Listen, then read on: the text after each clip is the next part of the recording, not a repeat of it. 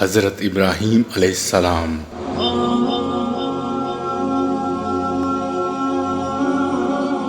تورات کے نسخہ سجینہ کا جو ترجمہ عبرانی سے یونانی میں 300 سال قبل مسیح کیا گیا اور جس میں 72 یہودی دانشور شریک تحقیق ہوئے، اس کے حوالے سے ماہر اثریات سر چارلس مارٹن نے حضرت ابراہیم علیہ السلام کا سن ولادت 2160 قبل مسیح تحریر کیا ہے۔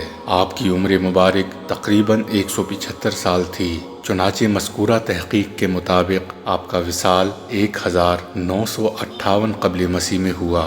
تحقیق کرنے کے بعد نہ صرف وہ شہر معلوم ہو گیا ہے جس میں آپ علیہ السلام کی ولادت ہوئی، بلکہ دور ابراہیمی کے حالات و واقعات تفصیل کے ساتھ ہمارے سامنے آتے ہیں۔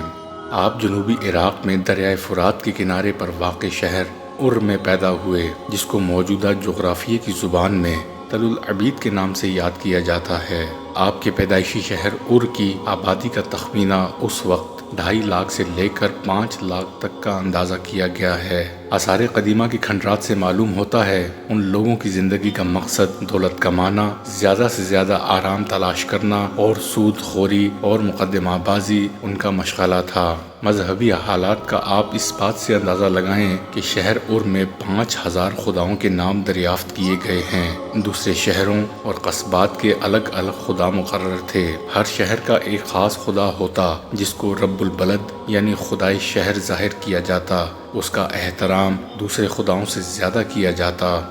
حضرت ابراہیم علیہ السلام کے پیدائشی شہر ار کا بڑا خدا ننار تھا، جس کا معنی چاند دیوتا ہے۔ اسی وجہ سے بعض مورخین نے اس شہر کا نام قمرینہ بھی لکھا ہے۔ ننار کا بت شہر میں سب سے اونچی جگہ پر رکھا گیا تھا، جس کے ساتھ ہی اس کی بیوی نن گل کا معبد تھا۔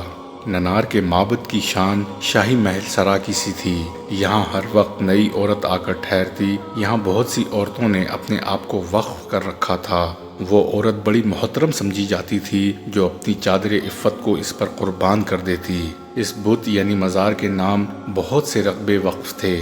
تاریخ کے اوراق اس بات کے گواہ ہیں کہ مشرک اپنے اعمال اور افکار کے لحاظ سے ہر زمانے میں یکساں رہے ہیں۔ بت پرستی، ستارہ، چاند، سورج پرستی کے علاوہ شاہ پرستی بھی شامل تھی، اسی لیے بادشاہ بھی اپنے آپ کو رب کہلاتا تھا۔ اس شرک و بدعات کی یلغار اور بھرمار میں رب کریم کا فضل و کرم جوش میں آیا۔ اسی مرکز شرک و خرافات میں حضرت ابراہیم علیہ السلام کو پیدا فرمایا۔ اس کی قدرت کا کرشمہ اور سنت کریمہ ہے کہ جب بھی برائی حد سے گزرنے لگتی ہے تو وہ رب کبریا حق و باطل کا معرکہ دنیا کے سامنے نمودار فرماتے ہوئے اعلان کرتے ہیں، قل جاء الحق وزهق الباطل ان الباطل کان زہوقا۔ اعلان فرما دیجئے، حق آ گیا اور باطل مٹ گیا، اور باطل تو مٹنے والا ہی ہے۔ واقعہ معراج کا ذکر کرتے ہوئے نبی کریم صلی اللہ علیہ وآلہ وسلم نے ارشاد فرمایا، مجھے جبریل 7ویں آسمان پر لے گئے۔ میں کیا دیکھتا ہوں کہ ایک بزرگ شخصیت بیت المعمور کے ساتھ ٹیک لگائے ہوئے تشریف فرما ہیں۔ جبریل علیہ السلام نے تعارف کرواتے ہوئے کہا، یہ آپ کے والد گرامی قدر ابراہیم علیہ السلام ہیں، آپ آگے بڑھ کر سلام عرض کریں۔ نبی کریم صلی اللہ علیہ وآلہ وسلم فرماتے ہیں، میں نے آگے بڑھ کر سلام پیش کیا۔ جواباً حضرت ابراہیم علیہ السلام نے سلام کہتے ہوئے ارشاد فرمایا، خوش آمدید نیک بیٹا بھی اور نبی صالح بھی۔ نبی اکرم صلی اللہ علیہ وآلہ وسلم نے صحابہ کا ذوق و شوق دیکھتے ہوئے مزید ارشاد فرمایا کہ جس نے ابراہیم علیہ السلام کے رخ زیبا کا اندازہ لگانا ہو وہ مجھے دیکھ لے۔ اللہ تعالیٰ نے حضرت ابراہیم علیہ السلام کو حکم دیا کہ اپنے نومولود بچے اسماعیل اور ان کی والدہ ہاجرہ کو لے کر سوئے حجاز روانہ ہو جاؤ۔ آخرکار اس مقام پر پہنچ گئے جس جگہ کعبۃ اللہ ہے۔ یہاں آزمائش کا اختتام نہیں ہوا بلکہ ابھی تو ابتدا تھی۔ حکم ہوا، ابراہیم اس شیرخوار بچے اور اس کی ماں کو چھوڑ کر واپس پلٹ جاؤ۔ کتنی نازک آزمائش، جو بچہ ساری عمر کی مناجات کا نتیجہ، آنکھوں کی ٹھنڈک، بڑھاپے میں امیدوں کا سہارا اور ماں باپ کا اکلوتا چشم و چراغ ہے، اسے چھوڑنے کا حکم ہوا اور دوبارہ پلٹ کر نہیں دیکھا۔ پانی کا مشکیزہ اور کچھ کھجوریں دے کر خدا حافظ کہا۔ اور محبت اور فراق کے جذبات لیے ہوئے واپس ہوئے۔ آپ کی اہلیہ محترمہ حضرت ہاجرہ اس کے پس منظر سے ناواقف تھیں، بڑی حیران اور پریشان ہوئی کہ نامعلوم کیا ماجرا ہے۔ چاہیے تو یہ تھا کہ بڑھاپے میں ملنے والے چاند سے بچے کو ایک لمحے کے لیے جدا نہ کیا جائے، لیکن آپ علیہ السلام ہیں کہ جو بے آب و گیا وادی میں ہمیں چھوڑ کر جا رہے ہیں۔ ساتھ ہی اس سوچ کا آنا فطرتاً ضروری تھا کہ پتہ نہیں ہم سے کیا خطا ہوئی ہے جو رب کا خلیل مجھے چھوڑ کر جا رہا ہے۔ بلا آخر آپ پیچھے دوڑیں اور بے قرار ہو کر پوچھا کہ آپ ہمیں اس لقودق ریگستان میں بے یار و مددگار تنہا چھوڑ کر جا رہے ہیں، بتائیں تو صحیح آپ ناراض ہیں کیا یا رب کائنات کا حکم ہے؟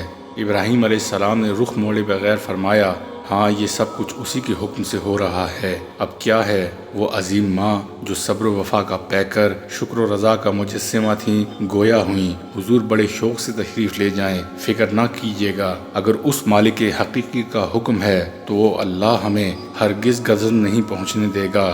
حضرت ہاجرہ اپنے لخت جگر کو کچھ روز پانی اور کھجوریں کھلاتی رہیں۔ آخر ختم ہونے والی چیز ختم ہو ہی جایا کرتی ہے۔ چھوٹے بچے کو تو بار بار دودھ کی ضرورت ہوتی ہے۔ ننھا بچہ تشنگی کی شدت سے بار بار روتا اور ہونٹوں پر زبان پھیرتا اور کروٹیں بدلتا۔ ادھر بچے کا پھول سا چہرہ کمبلانے لگا، ادھر بی بی ہاجرہ کی حالت دیگرگوں ہوتی جا رہی تھی۔ ہائے خدایا، کیسا منظر ہے! عجیب ماں بیٹے پر آزمائش، اور اپنی نوعیت کے لحاظ سے دنیا میں منفرد آزمائش تھی۔ بے ساختگی کے عالم میں حضرت ہاجرہ صفا و مروہ کی چوٹی پر چڑھ گئیں، چاروں طرف نظر دوڑائی کہ کہیں پانی مل جائے، لیکن پانی دور تک دکھائی نہ دیا۔ واپس پلٹیں، حضرت اسماعیل کے چہرے کو چوما اور پھر دوسری پہاڑی یعنی مروہ کے اوپر گئیں، پانی کہیں دکھائی نہ دیا۔ اسی تجسس میں 7 مرتبہ صفا و مروہ کا چکر لگایا۔ آخری مرتبہ مروہ کے اوپر کھڑی تھیں کہ دفتن آواز سنی، پلٹ کر دیکھا تو جبریل امین نے اسماعیل علیہ السلام کو ایڑیوں کے پاس اپنے پر کو زمین پر مار دیا۔ اسماعیل علیہ السلام کی ایڑیوں کے نیچے چمکتا ہوا پانی نظر آیا۔ دوڑ کر لخت جگر کے پاس گئیں، اسماعیل علیہ السلام کو اٹھا کر دوسری جگہ لٹایا اور فوراً پانی کے گرد چھوٹی سی حد قائم کر دی۔ بچے کو پانی پلایا اور خود سیر ہو کر پانی پیا۔ خدا کا شکر بجا لائیں، نہ صرف اس آزمائش میں سرخرو ہوئیں بلکہ 2 انعامات سے نوازی گئیں۔ ایک تو یہ کہ جہاں آپ محترمہ کے بے قراری میں قدم لگے اور چکر کاٹے، رب کریم نے ان 2 پہاڑیوں کو شاعر اللہ کہہ کر قیامت تک کے لیے حجاج کرام پر صحیح کو لازم قرار دے دیا۔ مقصد یہ تھا کہ چاہے تم خوشی میں ہو یا غم میں، اسی طرح چکر کاٹنے ہوں گے۔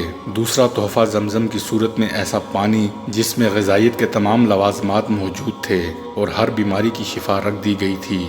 حضرت جبریل نے ان سے کہا، تم جان کا ڈر نہ کرو، یہاں اللہ کا گھر ہے، یہ بچہ اور اس کا باپ دونوں مل کر اس گھر کو بنائیں گے اور اللہ اپنے گھر والوں کو تباہ نہیں کرے گا۔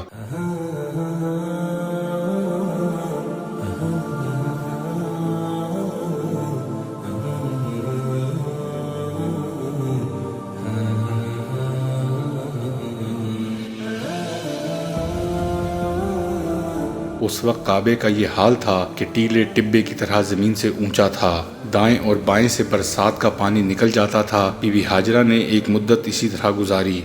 چند روز کے بعد بنو جرہم کے کچھ لوگ مکہ کی طرف آئے۔ انہوں نے ایک پرندہ دیکھا جو وہاں گھوم رہا تھا۔ وہ کہنے لگے، یہ پرندہ جو گھوم رہا ہے ضرور پانی پر گھوم رہا ہے، ہم تو اس میدان سے واقف ہیں، یہاں کبھی پانی نہیں دیکھا۔ خیر انہوں نے 1 یا 2 آدمی خبر لینے کے لیے بھیجے، وہ آئے تو دیکھا پانی موجود ہے، پھر اپنے لوگوں کے پاس لوٹ گئے، ان کو پانی کی خبر دی، وہ بھی آئے۔ ان لوگوں نے حضرت بی بی ہاجرہ سے وہاں سکونت اختیار کرنے کی اجازت چاہی۔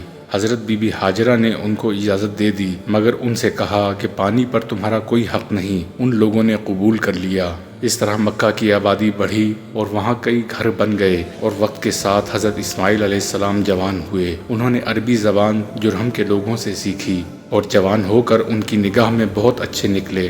جرہم کے لوگ حضرت اسماعیل سے محبت کرتے اور اپنے خاندان کی ایک عورت سے حضرت اسماعیل کا نکاح کر دیا۔ اسی اثناء میں حضرت بی بی ہاجرہ کا وصال ہو گیا۔ حضرت اسماعیل علیہ السلام کی شادی ہو چکی تو مدت کے بعد حضرت ابراہیم علیہ السلام جو اپنے بیوی اور بچے کو دیکھنے کے لیے واپس آئے۔ اسماعیل علیہ السلام اس وقت گھر میں نہ تھے۔ انہوں نے حضرت اسماعیل علیہ السلام کی بیوی سے پوچھا، اسماعیل کہاں ہیں؟ اس نے کہا، روزی کی تلاش میں گئے ہیں۔ ابراہیم علیہ السلام نے پوچھا، تمہارا گزارا ان کے ساتھ کیسا ہے؟ معاش کا کیا حال ہے؟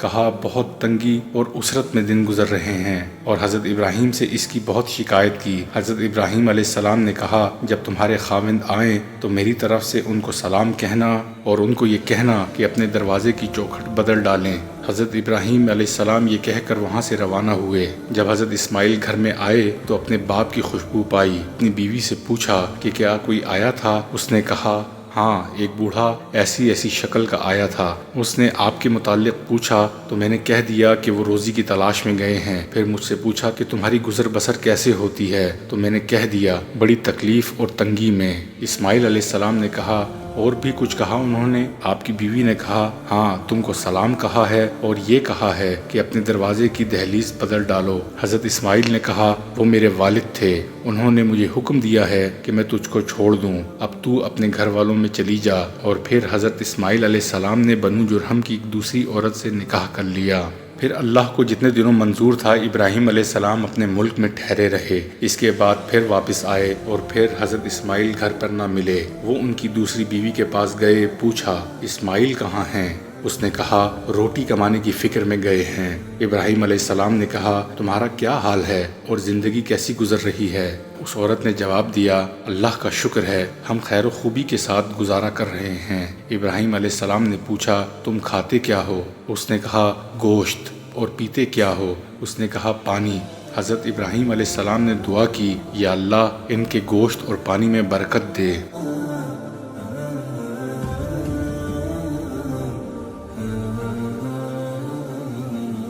حضرت ابراہیم علیہ السلام نے اپنا خواب اپنے بیٹے حضرت اسماعیل علیہ السلام کو سنایا تو ابراہیم علیہ السلام نے کہا میرے بچے، یقیناً میں نے خواب میں دیکھا ہے کہ میں تجھے ذبح کر رہا ہوں، بتا تیرا کیا خیال ہے؟ اسماعیل علیہ السلام نے عرض کیا ابا جان آپ کر گزرے جو آپ کو حکم ملا ہے، اللہ نے چاہا تو مجھے آپ صابر پائیں گے۔ حضرت اسماعیل کا جواب آداب فرزندی کی معراج ہے۔ اسی موقع پر علامہ اقبال نے فرمایا تھا یہ فیضان نظر تھا یا کہ مکتب کی کرامت تھی، سکھائے کس نے اسماعیل کو آداب فرزندی۔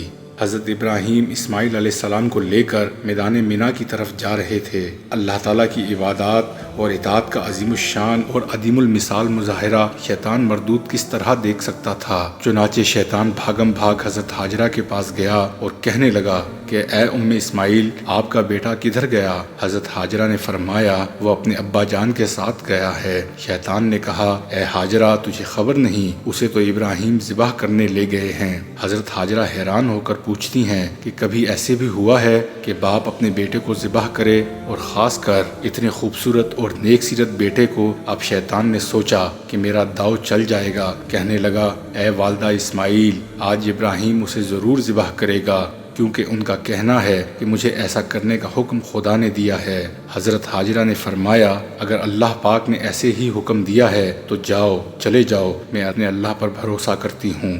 حضرت ہاجرہ سے مایوس ہو کر شیطان جمرہ عقبہ جو آج کل بڑا شیطان کہلاتا ہے اس کے پاس کھڑا ہو کر حضرت ابراہیم علیہ السلام کو پھسلانے کی کوشش کرتا ہے، لیکن حضرت ابراہیم علیہ السلام نے 7 پتھر مارے، پھر دوسری جگہ جمرہ وسطیٰ کے پاس اور آخر تیسری دفعہ جمرہ اولا کے پاس شیطان نے آخری کوشش کی۔ حضرت ابراہیم علیہ السلام نے تینوں جگہ 7 کنکریاں ماریں۔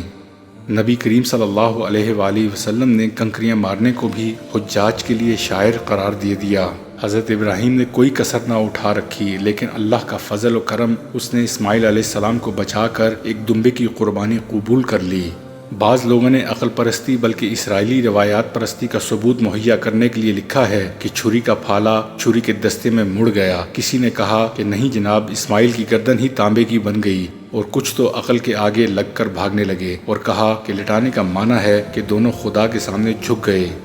لیکن یہ اللہ کا کرم ہوا کہ حضرت ابراہیم علیہ السلام اس آزمائش میں پورے اترے، اور اسماعیل علیہ السلام کی ذات کو بھی سلام ہے کہ جنہوں نے فرمانبرداری کی ایک مثال قائم کر دی۔